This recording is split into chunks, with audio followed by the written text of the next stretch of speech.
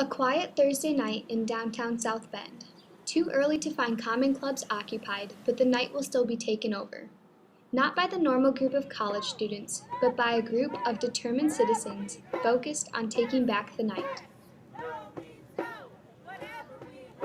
Wherever we go!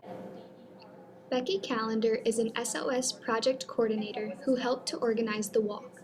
An annual Take Back the Night March to draw awareness to the issue of sexual assault and general violence in our community and across the nation. While many may brush off such an event, there is undeniable proof that the issue of sexual assault and rape need to be addressed.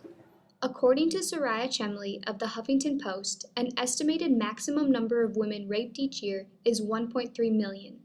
However, 97% of rapists are never incarcerated. Take Back the Night helps to bring awareness to the issue and give those affected a voice. Silence and shame that people experience as victims. Sometimes our culture isn't necessarily very open to talking about these kinds of issues, and so we want to assure victims and survivors that their voice can be heard and that we will support them in that. The SOS offers many opportunities for community members to get involved, mainly through volunteer programs.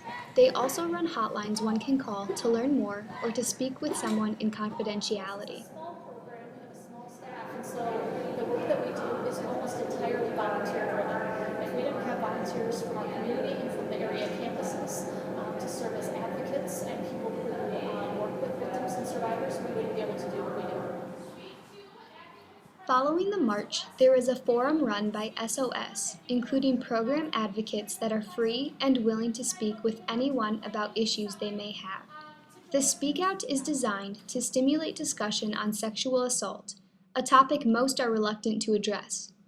With many college campuses plagued by rape, it is also vital to have separate marches. Our own university has recently been under pressure, with accusations and lawsuits against students committing the heinous act. Becky, however, is enthusiastic at the drive area campuses show in their own Take Back the Night events.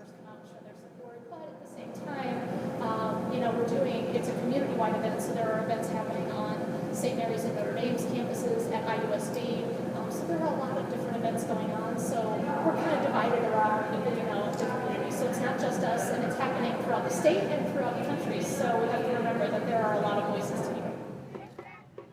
Although the event turnout was not as large as Becky and others hoped, the small group demonstrated tremendous energy with the beat of a drum and chants that gained the attention of many walking and driving by. Free our lives. We will not be victimized.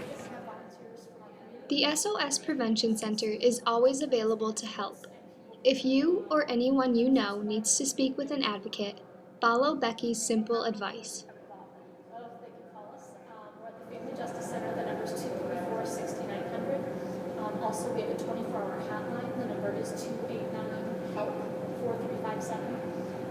They can even just call that number to find out more information about the programs or how they can volunteer, or they can call that number to speak to an advocate if they, if maybe they've experienced something they want to talk about, or if they want to find out what resources are available to them in our community. That number is a great resource. There will always be help for those who ask, and it is time to stand up against sexual assault and rape. For the Future of News, this is Meredith Angel.